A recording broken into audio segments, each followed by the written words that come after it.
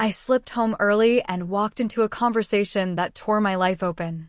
What followed was a long, messy fight to protect my daughter, tell the truth, and rebuild a safer kind of family. I landed on a Tuesday night because the plane ahead of mine had a mechanical issue that bumped us up, and the gate agent smiled like she was handing me a miracle. No one knew I was coming. Not my husband. Not my mother-in-law. Not even my friend Naomi, who'd texted me a picture of my daughter's crooked braid that morning and said, "They tried." The highway from the airport into Kettering was as empty as a chest after a big breath out. I drove the familiar route in a kind of tunnel, the dash lights soft on my fingers, the radio low. I didn't tell anyone I was returning for a reason I didn't want to name. I wanted to see things unposed.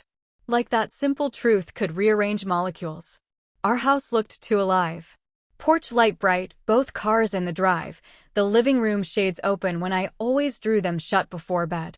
Through the glass, I saw the shadow of a person moving across the kitchen. A laugh, my mother-in-law's, Linda, high and clipped, cut into the quiet. I stood on the mat with my rolling suitcase and something like gravity pulling at my shoulder blades. Inside, I could hear the scrape of a chair leg and the clink of what sounded like a jar of coins. A child coughed upstairs, wet and small. Sophie. Too late for her to be awake. Way too late for her to be coughing that deep. I slid the key slowly, turned it, and pushed the door just enough to step in. The house smelled like marinara and laundry and sharp lemon cleaner, the kind Linda bought in bulk. I set my suitcase against the wall, took a breath, and glided over the floor that creaked in two places I knew exactly how to miss. My phone was in my hand, set to record without me remembering when I'd started it. I could make out voices in the kitchen now. Linda saying, "Stop being dramatic, Matthew. You said you were drowning. This is a life raft." And Matt, my husband, answering in a voice I hadn't heard since college parties, a low, bitter slur. "It's not that simple." I took one more step, and the banister at the base of the stairs was warm under my palm. Another cough came from the top. "Mom?" Sophie whispered, a little halo of hair sticking out around the edge of her pajamas. It was the kind of whisper that makes you change your life. "Shoo," I mouthed, and for once in my life, I kept quiet and listened. Before it broke. We live in a town people drive through on their way to bigger places. Kettering blends into Dayton without a clean line, a quilt of neighborhoods with elm trees that shed leaves like tiny boats in fall. Our street is a curve that wraps around a tiny park where, if you don't show up early on Saturdays, the soccer moms take your shady patch without looking up. I was good at showing up early. For most of the first 8 years of our marriage, that felt like enough. I'm Erin, 36 when this all began to unravel. Marketing lead for a medical device company that pays me just enough and uses phrases like synergistic getting traction that make me roll my eyes in the mirror before big meetings. Matt was the owner of Lennox Lawn and Snow, a landscaping company that swelled like a balloon every spring and then sagged in winter. He grew up here. I didn't. I grew up in Toledo and came to Dayton for school, then never left because leaving is harder when you love your kid's school bus driver and you know which potholes open up after February. We had 2 kids. Sophie, 7 when she lost her hair, who owned more sparkly stickers than I owned pairs of socks and always smelled faintly of strawberries no matter what she ate. Caleb, 3, speaking in a trill of tumbled together words like he couldn't wait for his mouth to catch up with his brain. Linda, my mother-in-law, was the 3rd parent no one asked for. A retired dental hygienist with strong opinions and a pearl necklace she wore like armor. She used to pinch Caleb's cheeks until he winced and then say, "It's love, sweet thing," and I'd grit my teeth and look for any excuse to get him out of reach. She called me practical, which was her way of saying boring, and she said it like a compliment, which meant it wasn't. The winter before Sophie got sick, life was tired but predictable. Matt and I fought about money. Long-term things like refinancing the house and short-term things like whether we needed the more expensive mulch. We'd collapse on the couch after the kids were down and pass each other our phones to show each other memes. He slept heavy, always a little sunburn in May, always chewed on his lower lip when he was thinking hard. I thought we were okay. When Sophie started bruising in weird places, we thought it was gymnastics. Forearms, shins, a bloom on her ribs. She was a climber on the couch, on the counter, up the tree in the backyard, where she'd claimed she wasn't going any higher right before she went higher. The fevers were worse. They came in waves. A night here, a night there. Nothing dramatic. The pediatrician said it was probably a virus. We did popsicles and cartoons and woke up to her dancing again. Then she slowed. It was like someone had swapped her out for a version of my daughter with the volume turned down. We walked into Dayton Children's on a Tuesday to just rule some things out and walked out 5 hours later with a schedule that made my head throb and a binder so thick I could have built a house with it. The oncologist said gently. Acute lymphoblastic leukemia. Matt squeezed my knee under the table. I nodded when I thought nodding was what people who understood did. I took the handout the social worker gave me about resources and pretended I could see the words. The first round of chemo felt like being tossed into a lake and told to swim to a shore you couldn't see. We learned new languages. Port, ANC, protocols. We learned how to smile in a way that kept other people from crying. The nurses were kind in a way that made me want to lay my head on their shoulders and ask them to drive me home. Linda's first reaction was to make a list. Spaghetti dinner, she said. Raffle at the community center. T-shirts. We will rally. It came from a real place, something in her needed to gather people and organize it into something she could hold. And people showed up. They always do. Pills in bottles and casseroles in Tupperware. They clapped when Sophie walked in wearing a pink beanie and a shy smile, and they filled a mason jar labeled Sophie's Fund with bills folded into tiny squares. Linda took charge of the GoFundMe. I was in a hospital chair connected to my daughter by the soft music of a pulse ox monitor when she walked in with her laptop, lipsticked and certain. Do I put it in my name or yours? She said. It's easier in mine. I know how to do all this. You'll be a bit busy. I said, okay, because my kid was asleep and her eyelashes were stuck together from tears and fear makes you hand things away you should never hand away. Matt's company had its own rhythms. In spring, he came home with dirt under his nails and lines around his eyes like brackets. In winter, he became this frantic version of himself. He signed up for everything, plow routes, salting contracts. He said, it's good, with the jittery calm of someone balancing too many plates and refusing to admit one is already slipping. At first, he was there. Every appointment he could be at, he was. He brought coffee. He made jokes so bad the nurses loved him more out of pity than humor.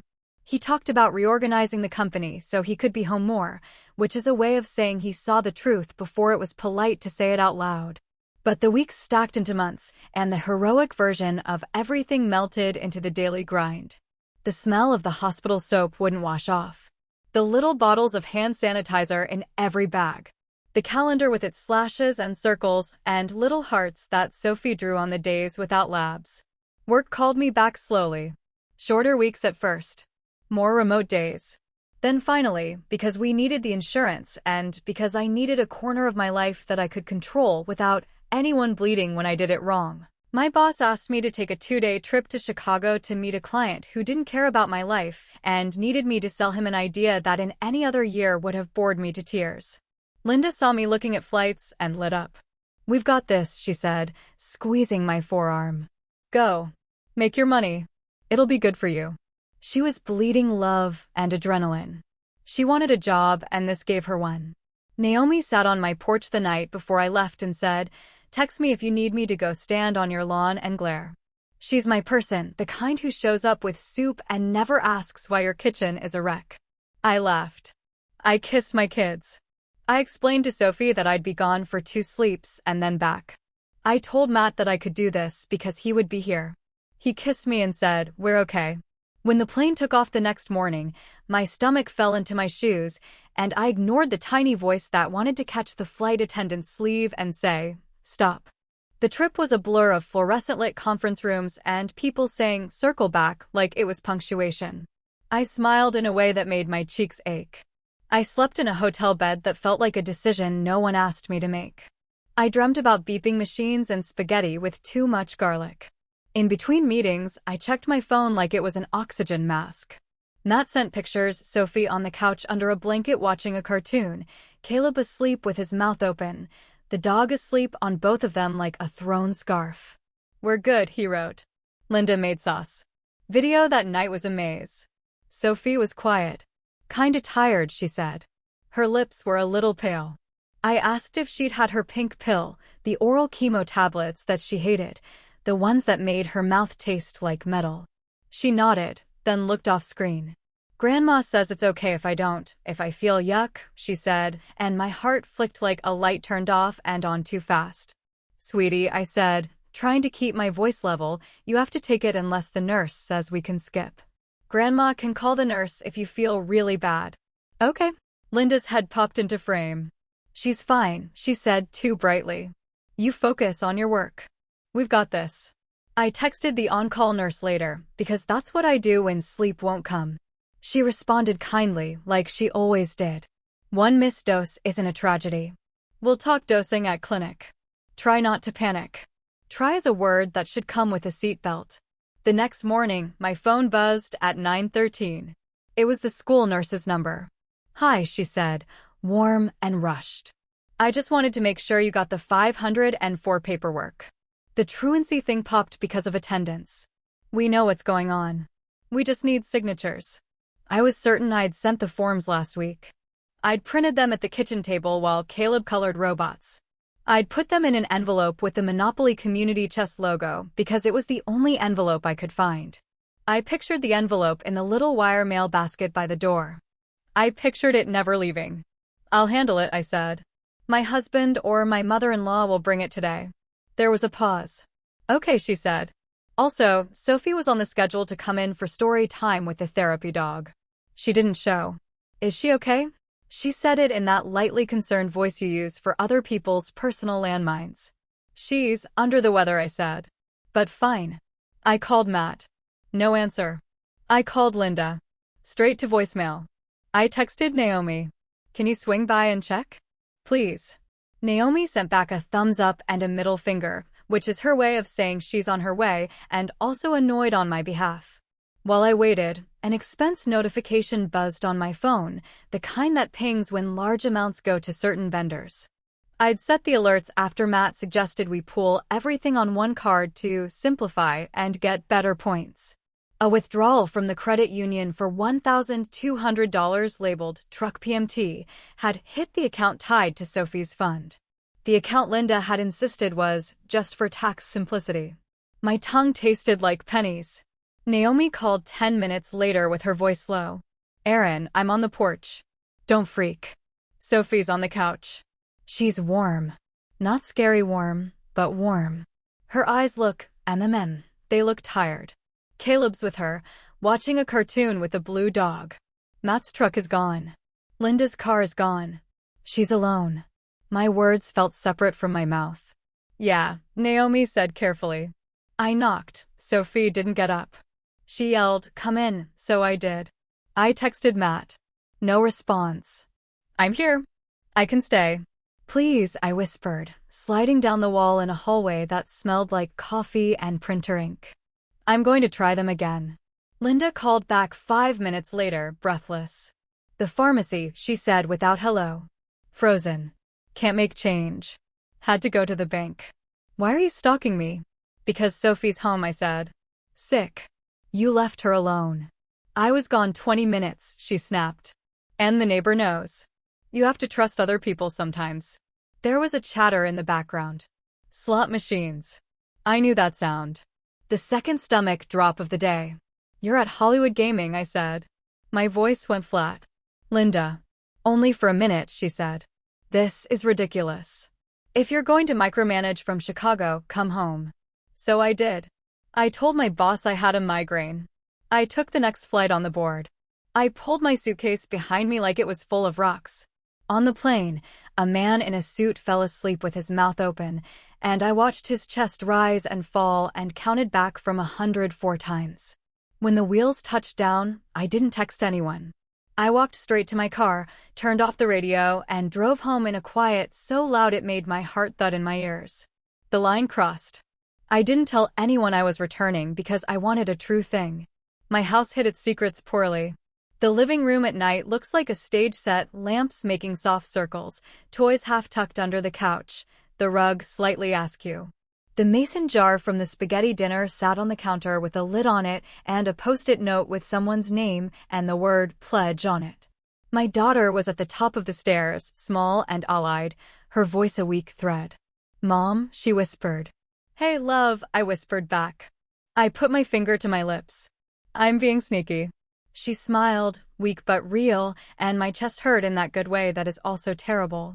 The voices in the kitchen were that specific tense softness people save for secrets and late-night fights. I edged closer, my phone already recording without my brain telling my hand to press anything. "Linda, we'll square it up. It's all the same pot." "Matt, it isn't." "It's not."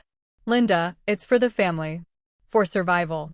I don't need lectures from someone who can't keep his head above water." Something rustled, bills being counted or maybe the lid on the jar. I could picture Linda's tight little mouth, the way she tapped her nails when she calculated. I could picture Matt's jaw clenched, the cords in his neck up. "You said you were drowning," Linda went on, relentless. "Matthew, payroll. Remember payroll? Those boys rely on you. This keeps the damn lights on." "She missed her dose Sunday," Matt said suddenly, his voice cracking. She gagged, and she spit it out. I didn't know what to do. "Because she needs a break," Linda snapped. "Her body screams it. One missed dose won't save or doom her." "Do you want her to be miserable?"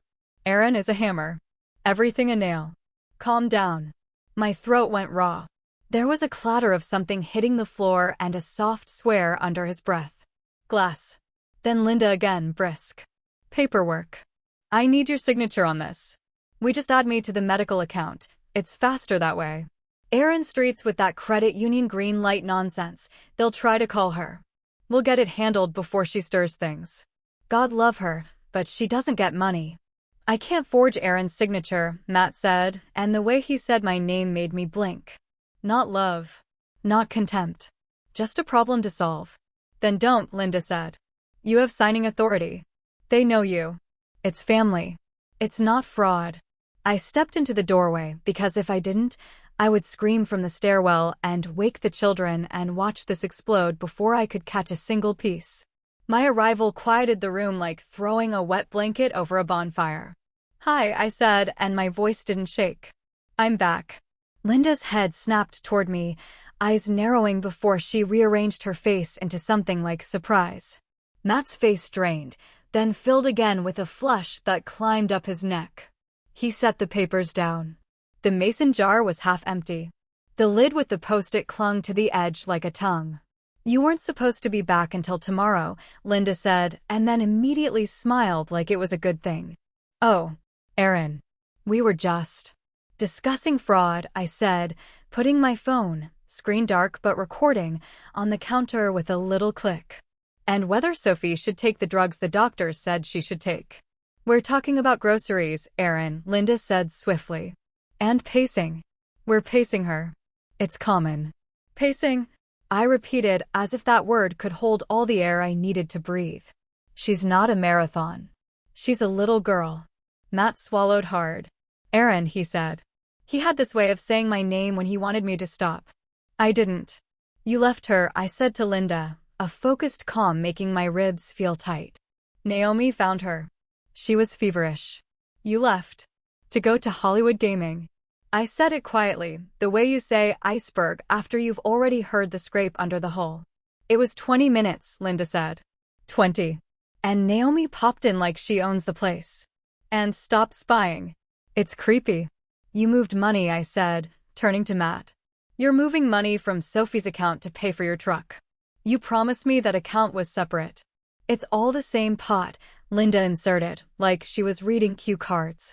"Stop," he snapped at his mother. He looked at me, eyes bloodshot. "It was tight. I'll put it back. She's my daughter.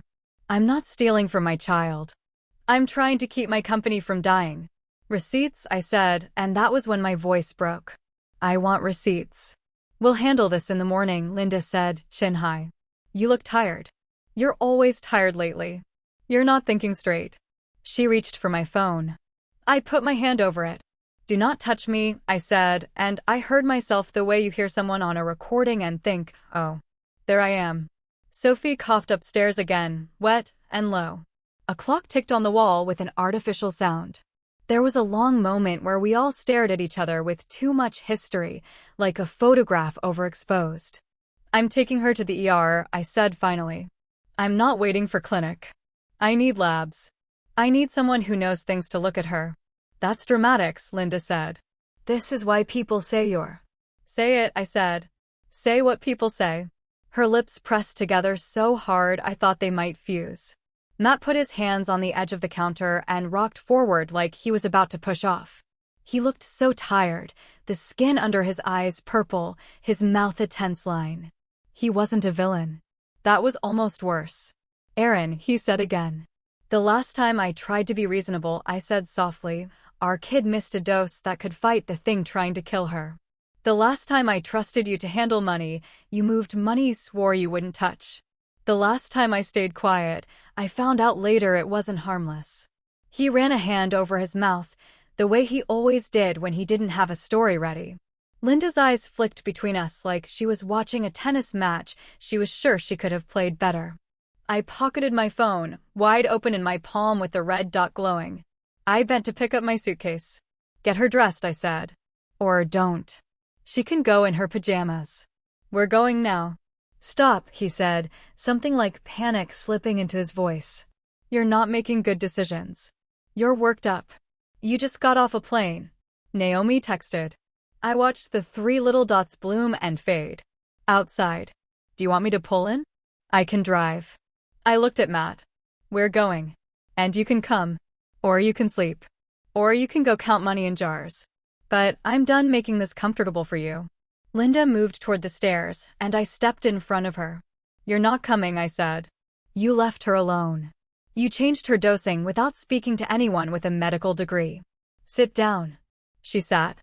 In motion, I became something else. A mother with a backpack stocked like a medic's bag, meds, EMLA cream, hospital socks, a stuffed hedgehog named Buttons that had gone to every appointment.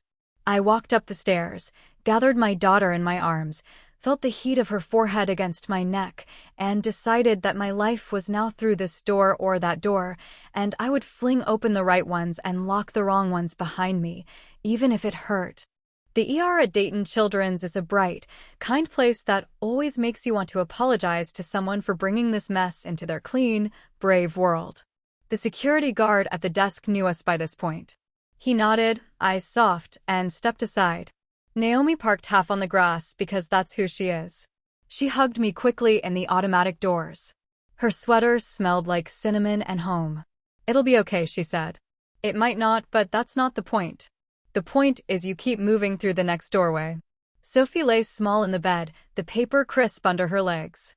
A nurse named Haley, who has a laugh like sparklers and hair pulled back so tight her eyes catch the light, came in and said quietly, "Hey, team." She was the kind who talked to Sophie first and then to me. It matters, that order. How are you feeling, kiddo? She asked. Sophie shrugged. She didn't like being honest when it made me look at her with my eyebrows doing that worried thing. Tell her, I said softly. Headache, Sophie whispered. Stomach twisty. Haley nodded, clicked some things into a tablet, then looked at me. We'll grab labs. We'll do fluids. We'll take a look. I took a breath. She missed a dose, I said. Or part of a dose. Sunday. Haley didn't flinch. Okay, she said. 1 dose in the big picture, it happens. The point is we manage it. We learn from it. We get back on track. You're not alone in this. I nodded. Then I leaned in and lowered my voice. And my mother-in-law left her tonight. With the little one. To go to the casino. And she's been telling my husband that Sophie can skip meds if she looks sick. She said she's pacing. There's money missing. From the fund. I knew hospitals had 1,000 rules, and one of them is the one where you don't turn a place that heals into a courtroom. But they also have rules about keeping kids safe, and I had walked into something that felt like mold under wallpaper, spreading in the dark. Haley's face didn't change much. I love people who know their face is part of their job. She touched my forearm. Thank you for telling me, she said. You're not in trouble. We're going to call our social worker to sit with us. We'll make a plan. Tonight, we take care of Sophie. Then, we take care of the rest. The blood draw was as awful as it always is and as gentle as it could be. Sophie squeezed buttons until his seams complained. Naomi told a ridiculous story about the time she accidentally microwaved her sister's retainer, and it melted into a floppy plastic smile, and the nurse bit her lip trying not to laugh into her mask. Through the laughter, I recited the names of chemo drugs in my head like a spell. Methotrexate, mercaptopurine, vincristine. I would etch them in my bones if it meant they would listen to us. Matt blew up my phone while we waited. What are you doing? Answer me. This is over the line. My mother's crying. Answer me, Aaron. I looked at the screen long enough for my chest to ache and then turned it face down. A social worker came in an hour later, Alicia, gentle voice, sensible shoes. She sat and her eyes did this brimming thing that made me want to confess every bad thing I'd ever done. I filled her in, halting at first and then falling into the groove of it. The money movements. The jar. The GoFundMe in Linda's name. The pacing. The leaving. We are mandatory reporters, she said softly. I want you to know that. Our job is to keep you safe in here. CPS will be called. That doesn't have to be scary. We will make a safety plan that keeps Sophie safe and keeps you the decision maker for Sophie's medical care. It might be uncomfortable. It might make your family angry. That's okay. I'm not trying to punish them, I said. I can't do this in the dark anymore. We can put notes on the chart, she said. A practical kindness. Only approved visitors. No dosing changes without oncology sign-off. You are the primary caregiver. We can give you a note for court if you need temporary custody. There are lawyers who help with this. Lawyers. The word sounded like a steel door, heavy and final. I nodded. Sophie's labs came back low, not low to light sirens, but low to keep us admitted for observation. Her ANC was sliding. The doctor came in and smiled a smile that learned the hard way how to look strong. We'll give fluids, she said. Antibiotics because of the fever. We'll watch. We'll get you through tonight and the next few. Matt texted again, then called again. I turned my phone off and told myself that doing the right thing often feels like doing something terrible. Naomi took Caleb to her house and sent me a picture of him asleep with her dog on the rug beside him like a bodyguard.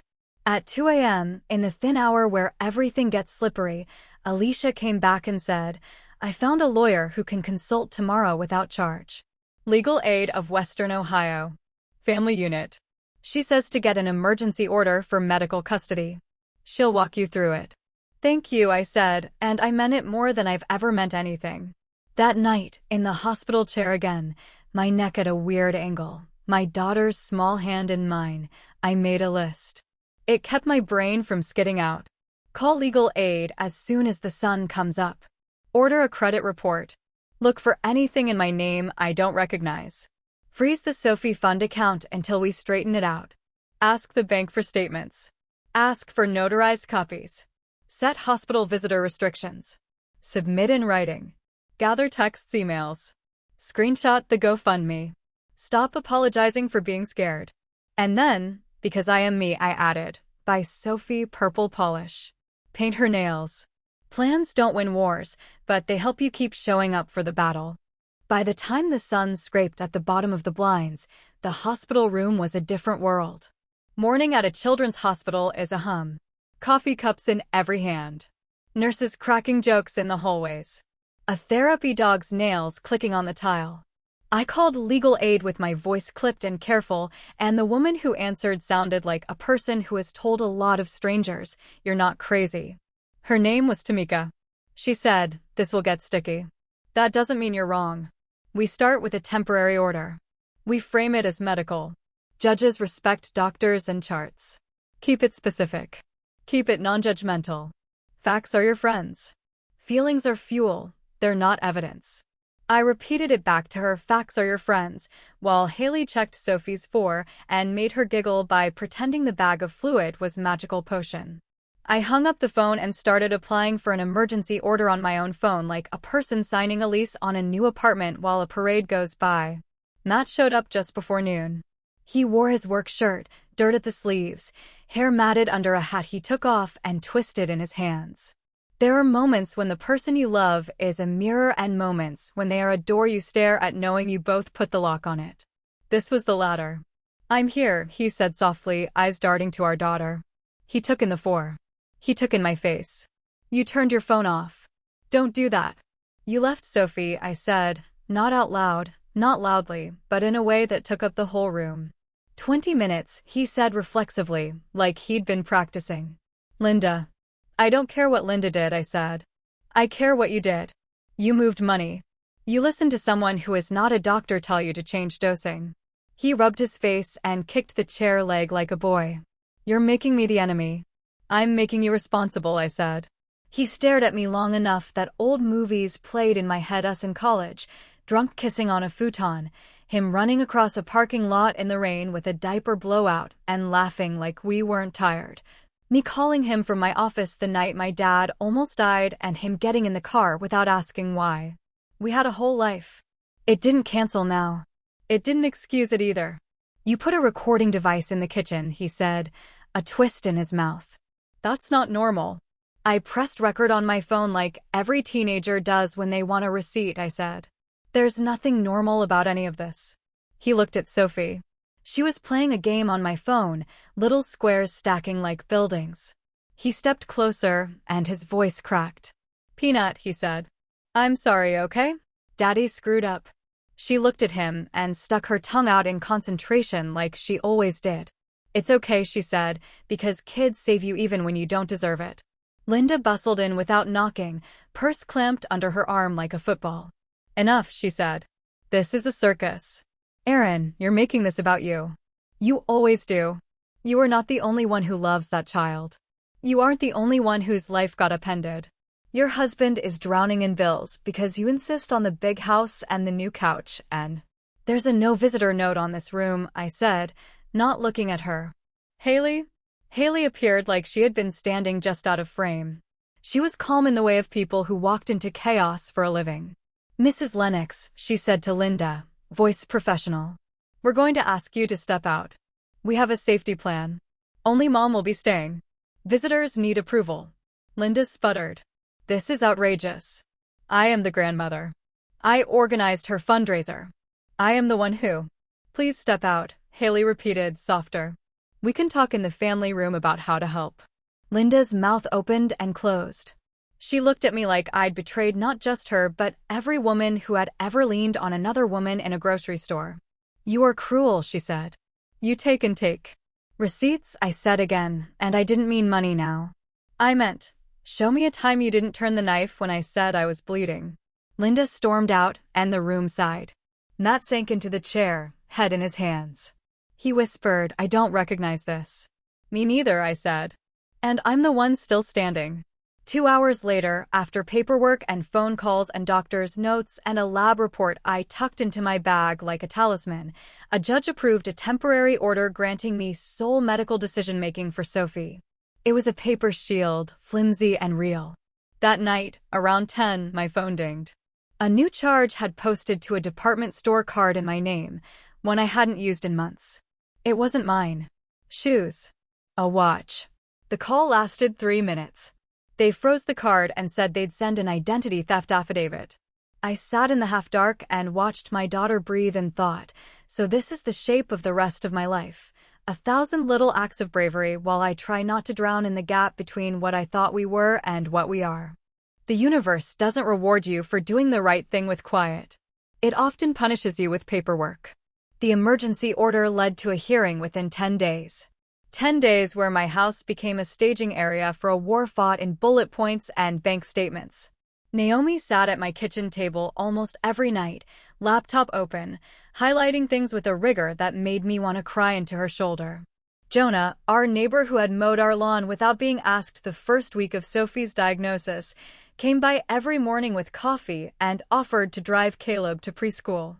He was a quiet, large man with a golden retriever who made my kids laugh by rolling over on command when anyone looked sad. Tamika guided me through the script. Petition for temporary custody pending dissolution. Motion for supervised visitation. Financial affidavits. Medical statements. We gathered proof because we were told, fairly, that feelings are not facts.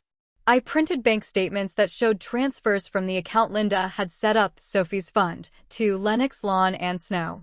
I highlighted charges at a sporting goods store and a department store. I printed the GoFundMe summary page with Linda's name as organizer and the note that donations had been transferred to an account ending in numbers that matched none of mine. I attached the hospital notes. Miss Dose reported, caregiver change, safety plan. I brought the identity theft affidavit and put it in the pile like an accusation I'd never thought I'd write against family. Linda hired a lawyer who liked adjectives. He used the word hysterical twice and vindictive 3 times in his first filing. He called the GoFundMe a family fund. He called the Miss Dose a medically inconsequential event. He said I had a history of overreacting, which made me laugh out loud in my living room in a way that sounded a little like crying. Matt's lawyer was a different breed. Calm. Calculated. He argued that Matt had acted in the best interest of the family, and that money is money when bills are due, and that no harm had befallen the child. He asked for a return to joint decision-making and requested that overprotectiveness not be allowed to outstrip reason. The hearing was in a room that smelled like lemon cleaner and old coffee, which is how bureaucracy always smells. The judge was a woman in her 60s with hair like a helmet and the sharpest eyes I've ever seen. She asked pointed, fair questions. She read the documents. She listened. Tamika was steady at the table beside me. She nudged me under the table once when my jaw clenched so hard I thought my molars might crack. This is where I learned how to answer questions at a microphone without sounding like a storm. Miss Hart, the judge said. Hart was my maiden name, the one I'd taken back on paper, but not in my daily life until that moment. Are you alleging that Mr. Lennox has physically harmed your daughter? No, I said, clearly. I am alleging that he has made decisions that are not supported by her medical team, and that could cause harm. I am also alleging that he has used funds raised for her care for unrelated purposes without my consent, that his mother has had undue influence over medical decisions and access, and that I don't feel safe leaving my daughter unsupervised with either one of them without oversight. Do you believe Mr. Lennox loves his daughter? The judge asked, and it broke me a little that this was the question that got to me. Yes, I said immediately, tears tipping over. I do. I think love and capability are not always the same. The judge nodded. Mr. Lennox, she said, turning, do you understand why your wife, Ms. Hart, might be hesitant to allow unsupervised visitation given the Miss Dose and the reports? He swallowed. Yes, he said. His voice was small. He hadn't shaved. He looked like a man who needed sleep and also like a man who had not earned it. I'm trying. Trying is not a defense, she said gently. It's a start. I am granting temporary medical decision-making to Ms. Hart, as already ordered. I am granting supervised visitation for Mr. Lennox with the children, to be supervised by a neutral third party agreed upon by both. Mrs. Lennox, she meant Linda, will have no unsupervised access and shall not be present for any dosing or medical appointments unless Ms. Hart consents. Any misuse of funds will be addressed in separate proceedings, but I urge counsel to advise their clients that donors are not forgiving when their generosity is mishandled. Do I make myself clear? For once, Linda was truly quiet. The community heard pieces as communities do, through whispers and eye rolls and half-truths traded at soccer practice. I learned quickly that you cannot stop a rumor with a fact unless you are willing to be patient. I posted an update on the fundraiser page that Linda had created because Tamika said I needed to get in front of it. I wrote, calmly, that we would be moving the fundraiser to an account managed by the hospital's foundation. I thanked donors. I explained in plain terms that money had been misdirected and that we had involved counsel. I attached a letter from the foundation with instructions for anyone who wanted a refund. I did not name names. I did not sling the mud I was standing in. Some people sent messages calling me ungrateful. Some sent, I knew something was off, like they were confiding a weather report. More sent quiet notes with more meaning. We're with you, they wrote. We trust you. A man I hadn't seen since high school sent $50 and wrote, we lost my niece 2 years ago. Keep going. It wrecked me in the kind way. CPS came to the house and, to their credit, did not treat me like a suspect. They interviewed me gently in my own kitchen. They asked Sophie if she felt safe with Grandma Linda. She looked at me for the answer. I looked at her and said, "Tell them the truth." She said, in a voice like crepe paper, "Grandma says the pink pills are poison. But the nurses say they're not. So I don't know who to believe." That sentence is still lodged in me like a splinter I decided to keep. CPS set a safety plan that mirrored the court order. They offered to connect us with a therapist who specialized in chronic illness. We took it. Sophie started seeing a woman named Dr. Patel who wore bright shoes and made therapy look like crafts until you realized your kid was painting a picture of her fear. Financially, the fallout was a low, constant hum. The bank issued statements with math in them I had to Google. They found filings that showed a credit card had been opened in my name 6 months earlier, when I was living on autopilot and would have signed almost anything put in front of me. The police took the identity theft affidavit, and the very nice officer who had a mustache that seemed to weigh down his lip came to the house and took notes. He did not promise a thing. He nodded. He said, "I'm sorry this is happening." Matt paid back part of the funds within a month. Tamika negotiated a payment plan for the rest. It was slow. It was imperfect. It was something. Linda wrote a check and wrote "gift" in the memo, like she had been generous instead of caught. I deposited it with hands that shook anyway. Supervised visitation was complicated. At first, Matt came to Naomi's house. She laid out snacks like they were at a very sad party, and then sat in the dining room reading a book while he played with the kids in the living room. He tried. He really did. He took them to the backyard and taught Caleb how to throw a baseball in a way that was almost gentle. He braided Sophie's hair badly, and she let him. He brought new markers in a sack and wrote for art therapy on the bag like he could fill the gap with Sharpies. He did not bring up money. He did not bring up his mother.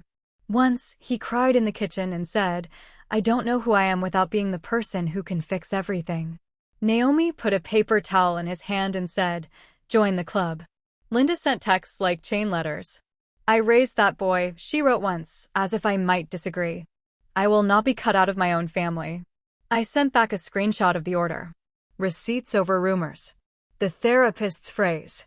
Some people left our orbit quietly. Friends we had used to eat pizza with on Fridays stopped returning texts. A cousin unfriended me on social media. Others stepped closer. Jonah started coming over on Sunday nights to help with laundry and pretend the world was normal for an hour. Haley, the nurse, started waving from across the clinic waiting room in a way that said, "I see you," and that let me breathe. There were good days tangled in. Sophie's hair began to fuzz in soft animal fur. Caleb learned to say his full name without leaving out half the letters. We went to the park at dusk and named clouds after animals. I cried in my car 3 times and wiped my face on fast food napkins. I learned where the machine in the hospital spits out coffee that tastes almost like coffee and has a button for hot chocolate that the kids think is magic. And then, because life doesn't stop for court dates, the next thing happened. In late fall, when leaves were a mess and the sky wore that early dark like a coat, Matt was in a car accident. He had been drinking. Not falling down drunk, not coming home stumbling drunk, the kind of drinking where you think you're fine and then you aren't, and the laws don't care about your rationalizations. A truck, a light, a pole. No one else was hurt. He did not die then. He got a DUI. He called me from the police station crying, and I sat on the edge of my bed listening to the man I married be a person I couldn't help. The judge saw the charge. The supervised visitation continued. He got angrier. He got sadder.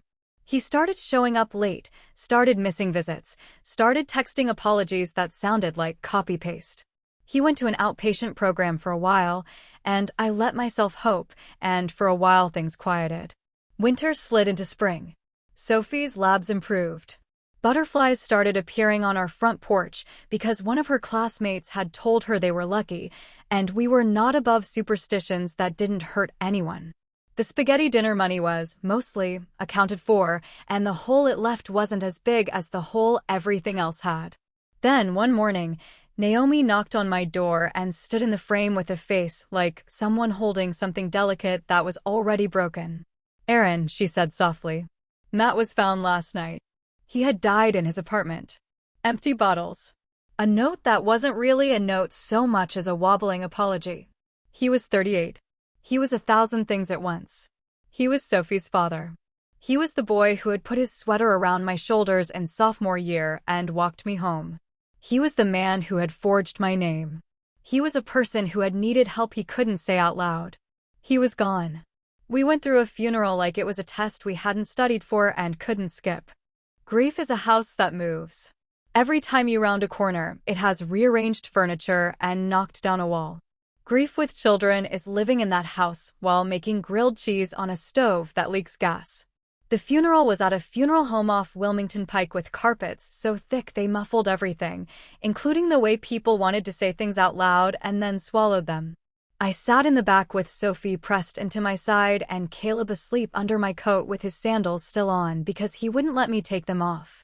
I didn't cry where anyone could see me, which is not because I was strong but because I had children in my lap. Linda cried like she had been waiting to be the loudest person grieving. She had earned some of it. She stood over the casket and stroked his hair and said, "My baby," and I had to put my knuckles in my mouth to stop noise that would not have been kind. People came up to me and said things that were complicated. You did everything you could. He loved you. None of us are perfect. He's in a better, and then they stopped themselves, because that's not something you say around me. Jonah sat in the row behind us like a quiet mountain. Naomi held my hand 3 times and then let go when I needed both hands to lasso Caleb. My mom drove down from Toledo with a cooler full of casseroles and a face like she wanted to punch daylight. She squeezed my shoulders and didn't ask a single question that was harder than, "Where do you need me?" After the service, in the corner, Sophie took my wrist and tugged. "Can we go outside?" she whispered. We stood on the concrete under an overhang while rain did that misty thing it does when it can't commit to pouring. She looked up at me with eyes that were a brown I recognized as an argument I had had with genetics before she was born. "Am I going to get dead?" she asked. She asked quietly, like she was asking for more milk so as not to bother anyone. "No," I said, because the truth in that exact moment was that she was okay, and the truth 2 years from now was a thing I couldn't control if I tried. "You are going to live until you get wrinkles and complain about your knee and decide I never understood you and then apologize when you're 30. She nodded like she believed me. That's the thing about small people, they will believe you if you promise softly enough. We made up a secret fist bump right then. Fist, palm, tap, shoulder. We called it the not today. Linda approached us later. "I want to see them," she said, voice scraped raw. I can try to be different. "I believe you loved your son," I said. "And I believe you loved him in ways that hurt him. I believe you thought you were helping when you were making decisions for us. I'm willing to try. Supervised. Slow. With a therapist. Without money. Without spices." The last bit slipped out because I'm human. She had once salted Sophie's soup until my teeth dried. Her mouth opened. It closed. She nodded, tiny and brittle. "You're cruel," she said again, but it was a different kind of cruel. It had less heat. More sadness in it. Maybe that's what limbo sounds like. The legal things didn't end with the funeral. They never do. There were debts. There was a company that needed to be closed with as little heartbreak as possible. There were vehicles in Matt's name and my name and a mess of paperwork that asked questions like, "How would you like to proceed?" when all I wanted was a form that read, "I would like this to not be my life." Tamika found me a probate attorney who didn't make me feel like I was speaking a language I had never heard. He helped me disentangle the assets that weren't assets at all but promises on paper. He told me what I wasn't responsible for, which was the first time in months I felt like I had put down a sack of bricks. He also helped me find the line between justice and vengeance, and I needed that. The GoFundMe mess left a scar. Some people did request refunds. Most didn't.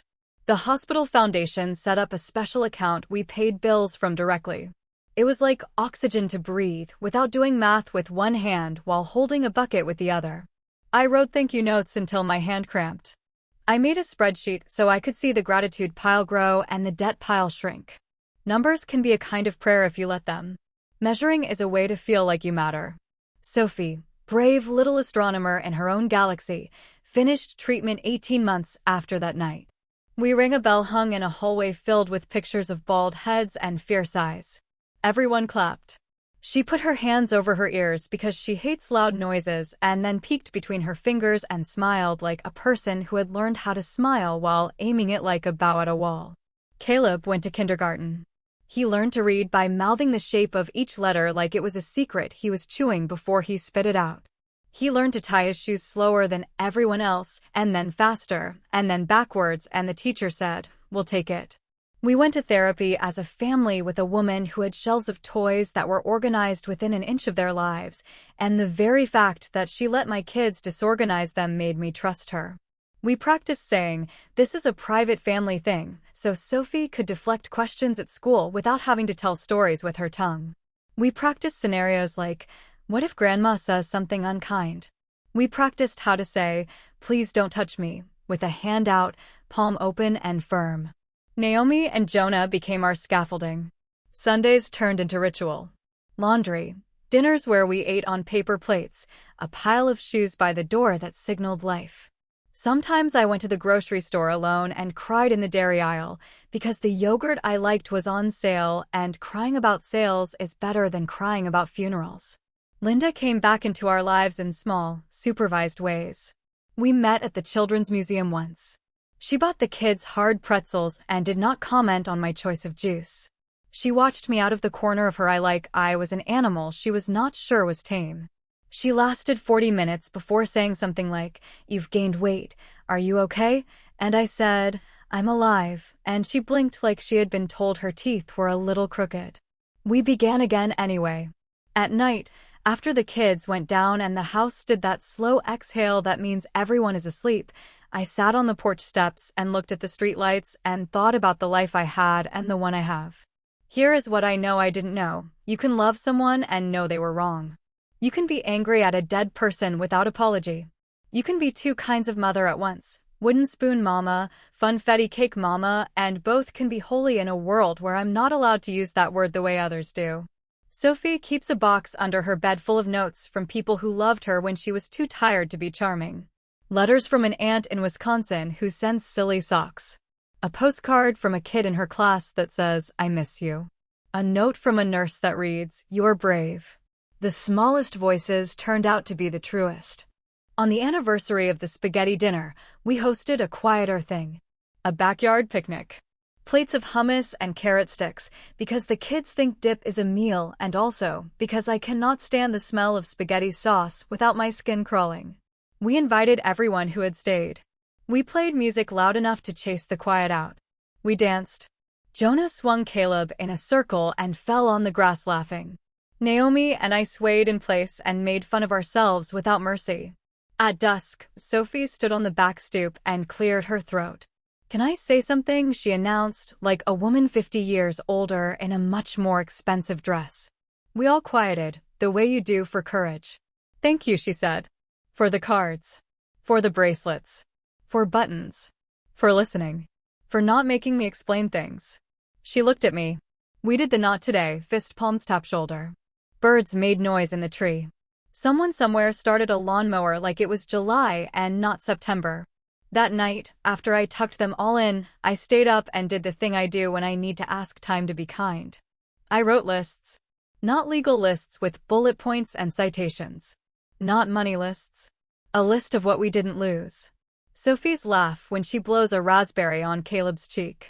Her hair, back, weirder than before, a little curly in front. The way the dog leans on Jonah like he's a wall. Naomi's slow-cooked sense of humor that always becomes the thing that keeps me from tipping over. The porch light we leave on. The way hospital soap took months to wear off and then, finally, one day, it did. In the end, closure wasn't a door slamming. It was learning the particular sound of our house settling when the heat clicks on.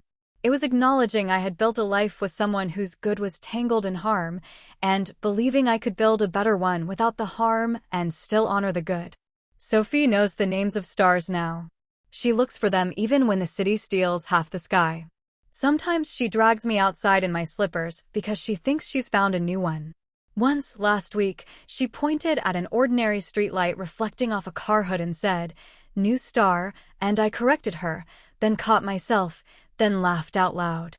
Sometimes maybe we get to be wrong and still have joy.